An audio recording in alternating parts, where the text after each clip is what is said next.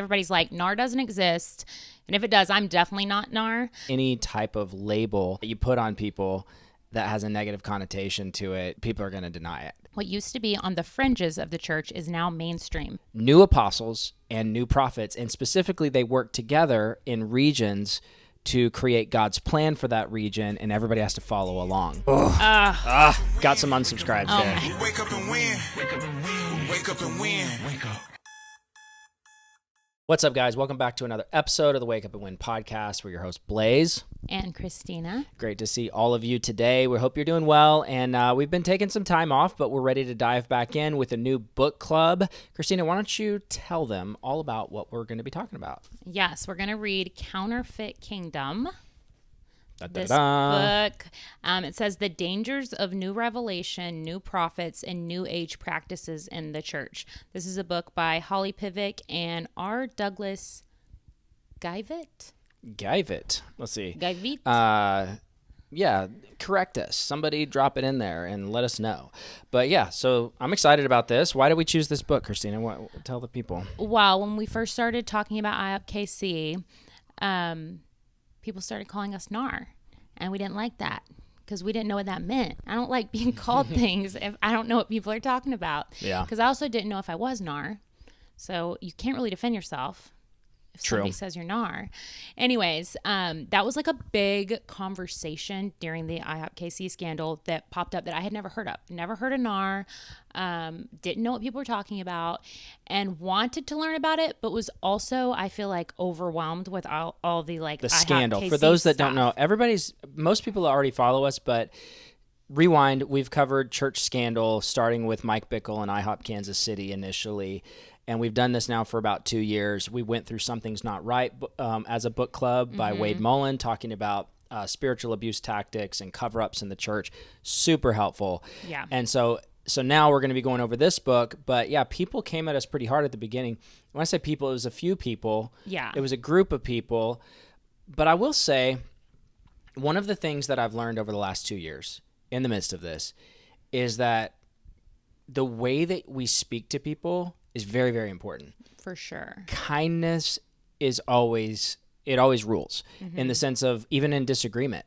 Because when we were first kind of talking about all this stuff and people are like, y'all are NAR, I'm not listening to anything you have to say. We're like, okay, that's helpful. In what way? Versus like, hey, let me explain to you a couple things, or hey, maybe you should look at this or read this. Because over time, I definitely had NAR tendencies for sure. I don't think you were at all. But I think I definitely was towed the line of my understanding on the fivefold, where I landed on possible new prophets and new apostles and all that stuff. But I also didn't preach it. But I understand that it can be ingrained in you and you not even know it, and you just kind of live from that place or theologize from that place. And, people can pick up on it pretty quickly. Yeah. They're like, I think you might still be in this. And so I think for the last couple of years, it's definitely unraveled a lot. Many conversations I've had with many different folks, even coming out of IHOP and about NAR and to go, where do I land on all this? So that's something too I want to say about this book is that with Something's Not Right, we had already read the whole book and we were like, this book is amazing. This book literally changed our lives, helped us understand so much. You guys have to read it. This one's a little bit different because we actually haven't read it yet. We've read the first chapter, so we're going to be reading it together with you guys. So we'll be unpacking it in real time, what we think about it, and no edits. No, I just mean it's not like we're like, oh my gosh, you guys, this book got us out of NAR, and it's not like that. We don't have like a testimony about it. It has been recommended to us so many times by a lot of people, and we want to look into it and know more about it. And it sounds like a good book. I'll read the back to you guys so you can see if you want to join in. And we have read the first chapter. Yeah, read the first chapter, and we're like, this is good. We've heard Holly Pivec. I heard her on the, for me, the first introduction to Holly Pivec was when she was talking to Michael Brown on the table on American Gospel.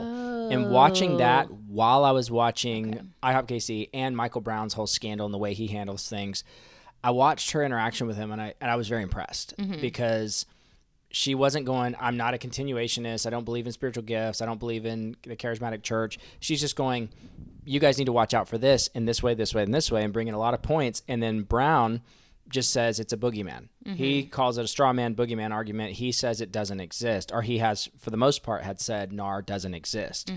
And no one's going to say they're in NAR. Well, I have a thought about this. Let's hear it. This might be going a little off for a minute, not staying on point. Go off, Queen. You can edit this out if it's not necessary. But I was trying to figure that out why everybody's like, NAR doesn't exist. And if it does, I'm definitely not NAR.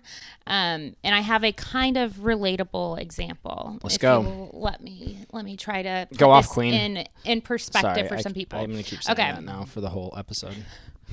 Go off, Queen. Okay, so whenever we were in Asheville, this is taking you back. North Carolina. We lived in Asheville, North Carolina, which is like the most liberal place in the South.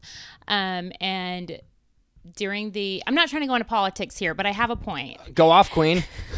We had some friends. Everyone there is liberal. Sorry. Blaise was the only Trump supporter in all of Asheville, I'm pretty sure. So at the time, this was like 2016. We also had a co-working space, and some of our friends came in, and they started talking about alt-right. Do you remember this? Yes. They were like, yeah, he's like this alt-right guy, not talking about Blaise, but talking about, I can't even remember who they were talking about. The alt-right. That was a big thing in 2015 through 2020. And I was like, I have no idea what they're talking about. I have never heard of the alt-right, but everything they're saying sounds like it could be my husband. Oh my God. But the point is, my point is that NAR, I think it's hard for people to accept the same way. Nobody's like, hi, I'm alt-right. I'm alt-right. Even if you believe everything that alt-right stands for. I was in the recovery group, and I was like, hi, my name is Blaise Frey, and I am alt-right. Or if somebody calls you alt-right, you just deny it. You're like, I'm not alt-right. What are you talking about? Because it was a term created by people criticizing it. That's true. So NAR is a term created by people who are criticizing what the NAR people think, believe, stand for. That's straight up. So if you are using a label that is created by people who are criticizing it, of course they're not going to accept it. And the same way people said the alt-right doesn't exist. Yes. Alt-right doesn't exist. NAR doesn't exist. And you're definitely not saying you are NAR if somebody is calling you NAR. So I think that was the way that I can understand it, because once I heard people saying, oh, people deny it, I'm like, why do people deny NAR if they are NAR, if they believe it? But it's because it comes with this negative connotation. For sure. That's a great observation. Thank you. As usual, by my go off queen. I'm just going to have to stop saying that now. Otherwise, I'm going to annoy people for the rest of this episode. But yeah, that was a really great observation. I mean, I am deeply, deeply impressed. Thank you. More where that came from. If you join our book subscribe club, now, and you will hear more of these great, deep observations. No, that's actually, again, it's a great observation. It's a great comparison, because any type of label that you put on people that has a negative connotation to it, people are going to deny it. But NAR is just simply the New Apostolic Reformation, which obviously Holly will get into in this book, but it's the New Apostolic Reformation, which was coined by C. Peter Wagner back in the early 2000s. And, I followed that whole crew. I didn't follow C. Peter Wagner, but he got on stage and anointed Todd Bentley as like a new apostle and prophet, while Todd was in the middle of Lakeland and in the middle of, cheating on his wife and his own essay with a intern who he ended up marrying. And so like that shows you the lack of discernment on the whole charismatic movement, including me at the time. I mean, for sure, I'm looking back and I'm just going, we're all sitting there and he's like, this is God's chosen man for the chosen time. And you're like, dude, behind the scenes, this guy's doing this behind the scenes right now. So the whole idea is that there are new apostles and new prophets, and specifically they work together in regions to create God's plan for that region, and everybody has to follow along. And so the idea, because some people just go, because when I would hear it, I'd be like, oh, you guys are just cessationists. You don't believe in any prophetic words these days. Right. Which is, I think, what I thought too. And when anybody says NAR, you think they're saying anyone who's charismatic is NAR. But that's actually not what they're saying. Not what they're saying. Yeah. So, yeah, I think we should definitely which is super helpful. mention that. That is what NAR is, and it'll dive into it all. But I think for sure, nobody wanted to peg themselves as that, and it's definitely getting to a place where I think it's very popular to understand what it is in the charismatic movement, and people want to distance themselves from it because it's very unhelpful. Okay. So you want to read the back of the book? I do. Let's do it. And I do want to say, too, we were definitely part of a NAR church. We were definitely in a NAR church. Yeah. But I would have never known that because I didn't know what NAR was. So that's why I think this book is helpful. And I think it's important. And I also want to say, I've only read the first chapter so far, so we're going to read it together. But as I've read it, I was expecting a condescending, demeaning, critical, you don't read your Bible, like tone to anyone who's charismatic. And it is not that at all. Yeah. It is not that.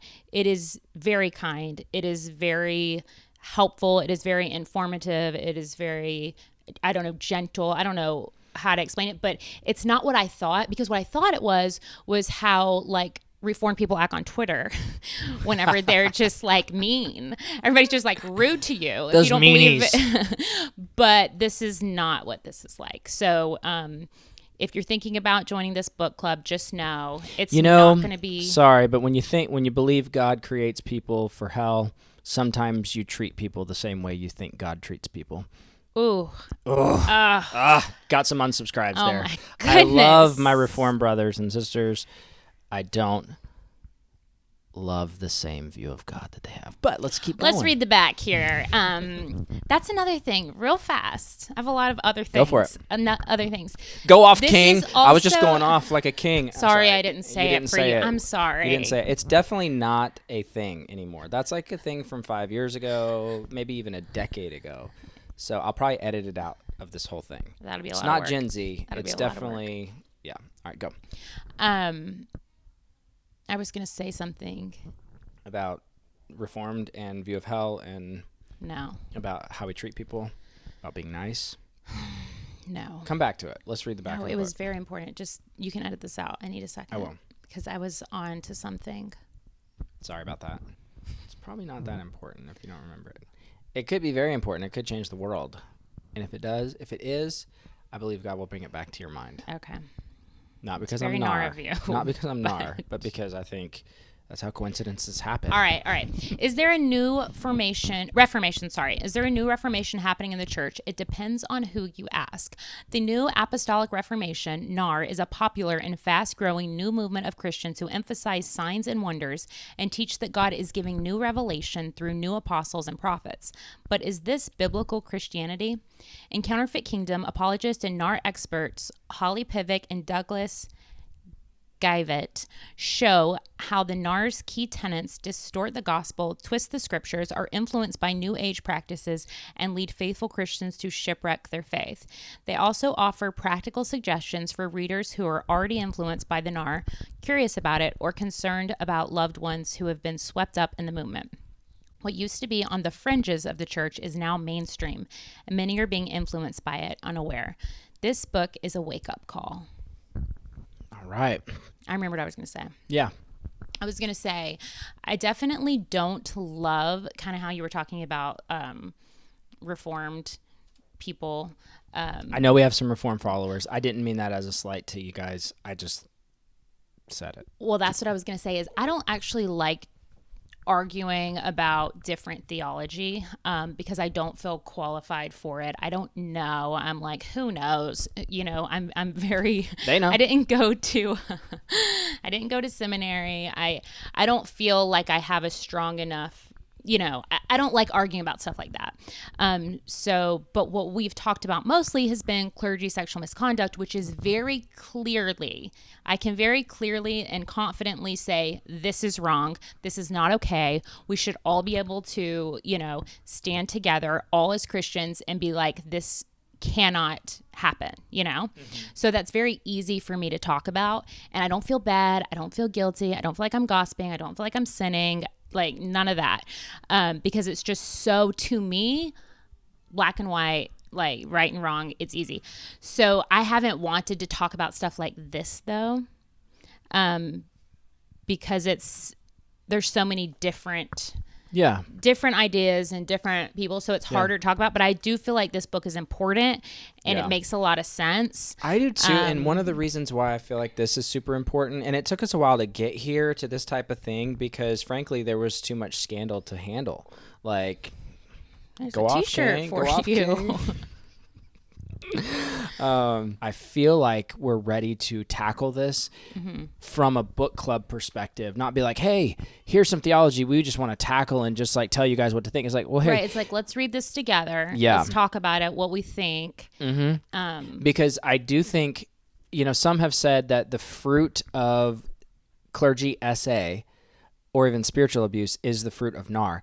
I actually disagree with that, because it's in every single denomination. So I disagree that it's the fruit of NAR. I disagree that it's the fruit of charismatic churches. I will say that specifically the ones that we've handled from NAR churches, NAR helps out a lot. Do not touch the Lord's anointed is a whole different idea when you think that person's a literal current prophet or apostle, versus do not touch the Lord's anointing, like Steve Lawson. He doesn't say he's an apostle or prophet. He's just a Bible teacher, but still do not touch the Lord's anointed still works in that case. But when you have NAR involved, it's like a whole nother level, because you think you're like touching the last days move of God, like vessel. Well, that's the thing. I think that what I've come to see and learn and realize through this whole thing is, yes, it happens in every denomination. It happens all over. But the fruit of NAR is the cover up of it all. Okay. Not the actual SA. I don't think is because of NAR necessarily. I mean, but the cover up of it, because nobody can talk about the anointed one. Nobody can, you can't tell your story. You can't be honest. You can't say what happened to you, because you might be cursed, Whereas when you talk about Steve Lawson, it's like, yeah, he did this. This is bad. He's out. If you talk about Mike Bickle, it's like, who do you think you are? Who do you think you are? Yeah, and in some ways, I see it around with other stuff too, though. It's what do you mean? Like I see the don't talk about it. They're your leader. Don't talk bad about a leader. I see the same. With who? I mean, we saw the cover up with Steve Lawson too. I had people push back whenever we did I don't remember which episode it was, but I was comparing Mike Brown and Mike Bickle to Steve Lawson. And I was like, at least this guy finally said, I'm sorry, I did it. It's not her fault, it's mine. Because all these guys basically blame the victim. Right. And it takes them forever to admit.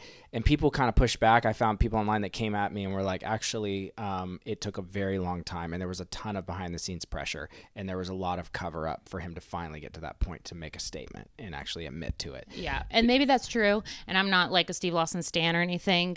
That's probably an outdated term too. Steve Lawson what? Steve Lawson stan. What's a stan? Like a fan. Stan? Never mind. A stan is a fan? Anyways, my point is, I'm not like Kids saying these he's days. awesome or anything. I'm just saying I haven't seen him around. You know who I do see? Yeah. Dr. Michael Brown. Oh, yeah, Brown. Brown's all around town. Brown ain't going down.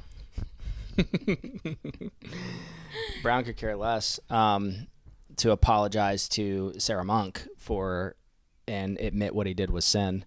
But, that's one thing that's been frustrating about it all, is that at the end of the day, these guys are going to do whatever the heck they want to do. And they'll find their way just back to stages, back to praises. So, right. Do you want to read the foreword? Sure. I think maybe we read the foreword, and then we can read the author's note. It's just one page, both of them. That way people can get a little bit more feel of what the book's about. If they want to join us, you guys grab this book on Buy Amazon. the book. This is not a sponsor. Get my affiliate link. It's we don't have a link or anything, but just get the book if you want it. And then we'll do it chapter by chapter like we did for Some Things Not Right. Each chapter we'll talk about it. Every week. And you can go through it with us and drop your comments and all this stuff. For those that wish we were doing lives, it's just not. in our alley right now. It's just not. We got our kids watching a movie right now, and they could be walking through this door at any time. We got a 3-year-old, 5-year-old, and a 7-year-old. So we just, are not doing lives these days mainly because of that. Watching American Tail. Yeah, we put on the 80s movies for them. It's good. There are no cats in America, and the streets are filled with cheese. We're going to get hit with a copyright strike because of that.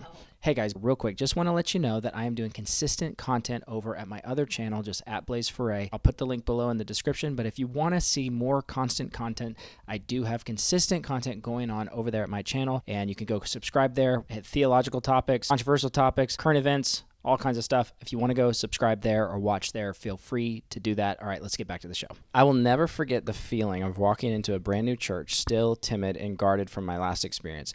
I'd been burned by a church family who went from singing In Christ Alone on Easter Sunday to apologizing for the lyrics to Amazing Grace within a year. Our church had fallen into progressive Christianity, and it almost took my faith with it. Now, just weeks after walking out the door for the first time, I was stepping foot into the fold of a new flock that would become our church family for the next 7 years. I was instantly put at ease when the worship started. It was dynamic. It felt electric and alive. I was sure it was a safe place because although I was still walking in the spiritual limp, the passionate worshipers were boldly storming the gates of heaven, quote unquote, and that made me feel safe. I spent a couple of years sitting on the back row of a balcony recovering from an injurious faith crisis. Then I slowly got involved. First, I volunteered in the nursery. Then I joined the worship team. Then I became involved with teaching apologetics to women and youth. I was all in. That totally reminds me of my story. It's actually painful to read. Of just getting into the garden Greenville and like painfully walking in and being like, okay, I can do this. Yeah. This community of believers was slightly charismatic, but gospel focused and balanced. Then things started to change. To this day, I'm not sure if they changed or if I just became more discerning as I studied apologetics and theology with vigor. Then it happened. Our pastor invited a well-known NAR prophet to speak on a Saturday night and the following Sunday morning. Around this time, I discovered the work of Pivec and Doug G. They had already researched and written in great detail what I ended up witnessing in real life. The process and subsequent fallout of what happens when the teachings and practices of NAR come to a church. I personally witnessed the devastation of many wounded people left in its wake. I've watched unsuspecting Christians who are hungry for revival become swept up in a movement that promises unity, renewal, and even miracles only to deliver confusion, empty promises, and manipulation. Maybe you haven't heard of the NAR, but if you are a Christian who goes to church, then there is almost a 100% chance you have sung one of their songs in a worship service. This is why it's so vital that every Christian, and in particular every Christian pastor, read this book. It's my prayer that the careful research, gentle tone, and truthful observations found in this book will help shield many churches that may be drifting into theology and practices of the NAR. I pray it serves to help many churches make critical course corrections as they pursue authentic Christianity in spirit and in truth. Alyssa Childers, best-selling author of Another Gospel, a lifelong Christian, seeks truth in response to progressive Christianity. Great stuff. All right, perfect. Cool. Well, I'm excited. I think it's going to be a really good series, and we'll do this for probably the next 10 or so weeks. I think there's about 10 chapters in this thing, so it's going to be a great series. Buy the book, Counterfeit Kingdom by Holly Pivec and Douglas Geivett. And we'll do this every week, and make sure to comment below. Let us know your thoughts every week. We'll read some comments at the beginning of some of the episodes for sure. Yeah. Let us know if you're coming out of a NAR church, or if you think you might be NAR or you might not be NAR. Yeah. Let us know if you're NAR and you think that it's the right way to be. Or if you have a NAR book to combat this book. Not really. But guys, thanks for plugging in. Appreciate your subscribe. And as usual, this episode is brought to you by Wake Up and Win Life Insurance. We've been helping people with life insurance for 9 years now. Helped a lot of families out there. Mm-hmm. What are the types of people that we can help with life insurance? Everybody needs life insurance. Anyone, young, old. Actually, you know what? I just got a new carrier that's age 0 to age 85 guaranteed coverage. Oh, nice. Yeah. It has a 2-year waiting period if you have major health issues. Like cancer or something? Yeah, like current cancer, things like that. But I can help pretty much anybody, which is cool. Really exciting. Got that new carrier recently. But I've got like 20 some odd carriers, 25 carriers, and I can help almost anybody. Had somebody come last week that said, dude, I've got some health issues, but I really need some term insurance. Can you help me without getting a medical exam? Can I qualify? Got the guy covered immediately. It was pretty cool. So if you are in the market for life insurance and you need somebody that you can trust, reach out, click the link below, calendly.com/BlaiseForay, and you can schedule. I'll have a 30 or 40-minute consultation and see if it's a good fit for you, if I've got what you need, and I can definitely help you out. Take care, and you guys have a great week. See you next week. Peace. Wake up and win. Wake up and win. Wake up and win. Wake up and win. Wake up.